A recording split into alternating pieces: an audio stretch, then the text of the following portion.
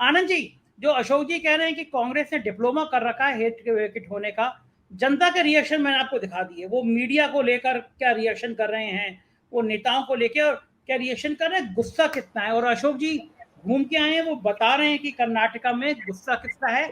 मैं भी गया था बंगलौर, तिरुमलेश जी के संग मैं प्रेस क्लब में बैठ के हम लोगों ने वो बात की थी। हम और तिरुमलेश जी बहुत जनता से मिले थे जाके। 40% कमीशन का टैग कर्नाटका सरकार के माथे पे चिपक गया है। मैंने 2 दशक दिखाए, आपको गुस्से में कह रहा है एक आदमी तुम दिखाओगे नहीं, महिला कह रही है। ये रिजल्ट जो होंगे ये लोकसभा चुनाव पे क्या असर डालेंगे? नहीं, मैं देखिए, एक चीज तो ये स्पष्ट है कि कर्नाटका का चुनाव बीजेपी और कांग्रेस दोनों के लिए एक तरह से 2024 का फाइनल से कम नहीं है। क्योंकि कांग्रेस, अगर मैं अभी भी इस पे वो हूं कायम कि अगर कांग्रेस कर्नाटका हार जाती है तो कांग्रेस 2024 में नॉन स्टार्टर होगी, कांग्रेस फिर सीरियसली नहीं ली जाएगी। लेकिन बीजेपी अगर यहां पे हारती है तो बीजेपी का फिर वो जो एक जादू नहीं बना हुआ है कि नहीं नहीं वो जीतेगा तो मोदी ही, आएगा तो मोदी ही, वो वाला भ्रम टूटेगा। मैं आपकी बात में एक चीज ऐड कर दूं, आप जैसे अमित जी कहते मैं गया था 2 जगह, नाम मैं ले लूं। एक राम पुनियानी साहब, आप सब लोग जानते हैं, और वो जो क्या बोलते हैं और किस तरह का बोलते हैं और कैसा तीखा बोलते हैं, वो एक देखने वाली बात है। उनको कई जगह परमिशंस नहीं मिलती हैं बोलने के लिए। मैं उनको मतलब उनको लेके मैं एक गोरखपुर में मैंने एक मीटिंग की, और एक सिद्धार्थ नगर एक जगह है जो इंटीरियर में गया। और गोरखपुर की मीटिंग तो थोड़े बड़े आदमियों की थी, मतलब जो गाड़ी गाड़ी से आते हैं वो 200-400 लोग थे, उनको तो नहीं। मेरे लिए सिद्धार्थ नगर को थोड़ा आंख खोलने वाला इसलिए था, वो 2,500 की आम सभा की तरह थी। राम पुनियानी साहब कोई आम सभा के बोलने के नेता नहीं है। तो वहां पे चूंकि वो 23 मार्च वाला कार्यक्रम था, अशफाकुल्ला साहब के पौत्र बहादुर शाह जफर की बेगम सबीना, मैं और पुनियानी साहब थे।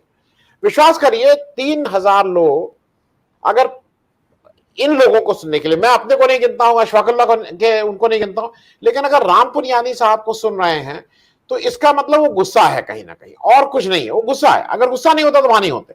अब बात आई आपकी कांग्रेस की, और जो अशोक साहब कह रहे हैं कि डिप्लोमा है, डिप्लोमा नहीं, पीएचडी है, कैसे चुनाव हारा जाए, इस पे अगर कोई एक पीएचडी करनी हो तो आप कांग्रेस के सारे देख लीजिए। वो उत्तर प्रदेश से शुरू होकर, उस पर संजय जी ने बहुत कार्यक्रम किए हैं, इन्होंने, इनके भी कई पेपर लिखे हुए हैं, इनको तो ऑनरेरी को डॉक्टरेट मिल जानी चाहिए। लेकिन आपको मैं 2-3, आप वहां केवल बात कर रहे हैं सुरजेवाला साहब की, मैं उसके बाद भी एक चीज कहूंगा, हिमाचल प्रदेश में इनके कौन जनरल सेक्रेटरी इंचार्ज थे? मतलब उनका वो आज तक उन्होंने इलेक्शन ही नहीं लड़ा है। अब मैं ये राज्यसभा और विधान परिषद को इलेक्शन नहीं मानता हूं, उन्होंने इलेक्शन, वो जुगाड़बाजी वाले हैं भाई, राज्यसभा और वो में मैनेजमेंट वाले हैं। और मैनेजमेंट वाले ऐसे हैं कि जिन लोगों ने देखा था कि वो पूरे टाइम अरुण जेटली साहब के चेंबर में बैठे रहते थे। वो जब जितने दिन अरुण जेटली मंत्री रहे, वो 90% टाइम वहीं बैठे रहते थे। तो वो लोग क्या काम करते हैं उस पर बोलने की जरूरत नहीं। आप राजस्थान के दूसरे एक महारथी को देख लीजिए, अजय माकन साहब को आपने बना रखा था जनरल सेक्रेटरी, उन्होंने वहां कितना बंटाधार किया वो देख लीजिए। मैं ये बात इस रेफरेंस से कह रहा हूं कि कई चीजों को समेट के, जैसे धनंजय जी ने कहा कि वहां कांग्रेस का ये बहुत एक अप्रत्याशित रूप से, कभी कभी होता है ना, आप पीक किस समय कर रहे हैं। तो आज सीतारामैया, शिव कुमार, डीके शिव कुमार और मल्लिकार्जुन खड़गे, ये 3 की टीम में एक फायदा ये हो गया है कि डीके शिव कुमार अपने को कहीं प्रोजेक्ट नहीं कर रहे हैं कि वो चीफ मिनिस्टर कैंडिडेट, वो भाई बड़े हुए हैं। और एक चीज याद रखिएगा, जिस समय जितनी मार पड़ी थी कांग्रेस में, उसमें डीके शिव कुमार के घर और उनको कितना प्रताड़ित किया गया था, वो अगर कोई और होता तब तक छूट के वो बीजेपी की गोदी में बैठा होता। उस आदमी को, मैं ये मानते हुए कि वो उस तरह के जन नेता नहीं जैसे सीतारामैया, और उनमें जहां तक नेता की होने की बात है, त्रिमलेश जी बेंगलोर के हैं, वो कोई कंपैरिजन नहीं है, वो जो जन नेता है। खड़गे जी का एक एडेड एडवांटेज है। येदियुरप्पा जी को जो इन्होंने किया है, देखिए जो जो जो एक हफ्ते पहले तक की जो हेट्रेड में, I am using a term hatred, सीटी रवि जिस तरह के वक्तव्य दे रहे थे कि ये किसी की किचन में बैठ के टिकट नहीं डिसाइड होगा, बड़े आदमी के लड़के हो तो ये थोड़ी है कि टिकट मिल जाएगा, ये अभी ताल ठोक रहे थे एक हफ्ता पहले तक भाई, 6 दिन 7 दिन पहले तक। तो ये ऐसा झगड़ा खत्म होने वाला नहीं। हम सब लोग पॉलिटिकल उसको समझते हैं, आपको लगता है कि वो सब झगड़ा खत्म हो गया होगा?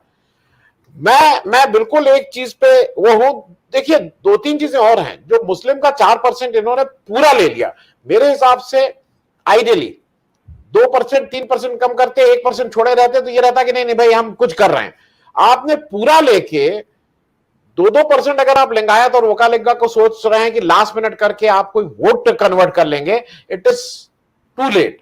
और आपने उससे एक समस्या और पैदा कर दी कि जो कुछ लोग कह रहे हैं, जो अशोक वानखेड़े साहब कह रहे हैं, मेरे हिसाब से मुसलमान का एक वोट भी कांग्रेस को छोड़ के इधर उधर नहीं जाएगा, जेडीएस के पास वोट नहीं जाएगा, क्योंकि जेडीएस कभी ना कभी पूर्व में एनडीए के पार्टनर होकर खड़ी हुई दिखाई देती है। और आज भी कुछ लोगों को यह लगता है कि अगर कोई ऐसी स्थिति आएगी तो आप इसको रूल आउट नहीं कर सकते हैं कि जेडीएस वहां खड़ी हुई आपको नहीं दिखाई देगी।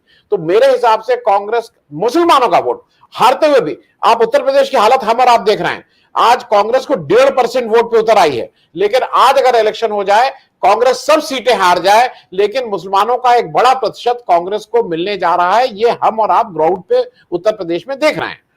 मैं दो चीजें इसलिए कहूंगा कि देखिए, कुछ चीजें हमें पकड़नी भी होंगी। आप टीपू सुल्तान को गाली दे लीजिए, यह भी याद रखिए कि टीपू सुल्तान का सीरियल इस देश में हिट सीरियल था, जिसको लोग अपना काम छोड़ के देखते थे। आज आप टीपू सुल्तान को गाली देके आपको लगता है कि हिंदू वोट कंसोलिडेट हो रहा है। आप यूपी में आइए, आप बिस्मिल्लाह खान को गाली देंगे और उसके बाद आपको लगेगा कि बिस्मिल्लाह खान को गाली देके आपका हिंदू वोट कंसोलिडेट होगा।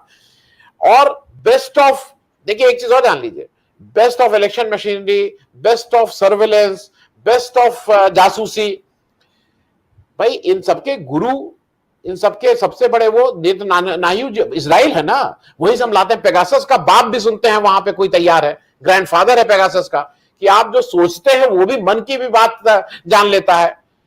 जब जनता खड़ी हो गई तो ना नेतन्याहू जी का वो पेगासस उनके काम आया, ना कुछ काम आया, भाग के शरण लेनी पड़ी।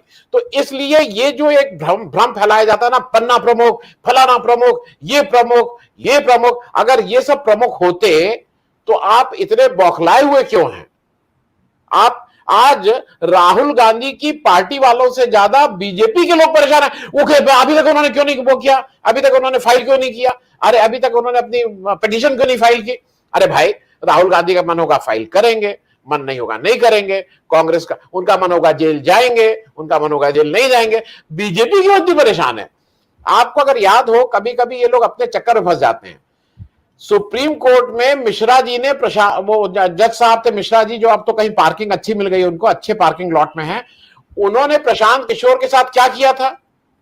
और मिश्रा जी उसके बाद करीब करीब गिड़गिड़ाने लगे थे कि भैया हमें, मतलब वो जो 1 रुपए या कितना 100 रुपए का फाइन था, या 1 रुपए का या 10 रुपए का कुछ फाइन था, गिड़गिड़ाने की नौबत पे आ गए थे कि मतलब ये किसी तरह इससे पीछा छूटे।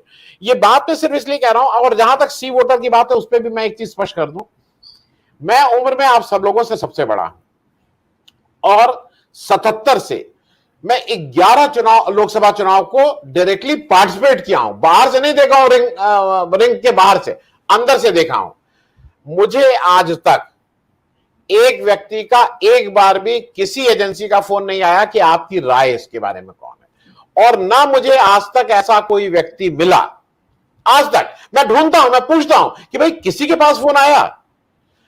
मैं ऐसे बहुत से अपने मित्रों को जानता हूं और वो अच्छा काम करते हैं, वो जो अपने घर में बैठ के रिपोर्ट बनाते हैं, क्योंकि आप मुझे पैसा दे रहे हैं। अगर आप संजय जी आप मुझे पैसा दीजिए, मैं आपकी एक बेहतरीन रिपोर्ट बना के आपको आपके मन मुताबिक दूंगा। क्योंकि अगर मैं यहां पे, हो सकता है कांग्रेस पैसा दे रही हो, इसमें कहीं कोई वो नहीं है, ये केवल बीजेपी पैसा देती है ऐसा नहीं है, कांग्रेस पैसा दे रही होगी तो चलो कांग्रेस की कर दें, क्योंकि कांग्रेस को साधन की कमी कर्नाटका में नहीं होगी।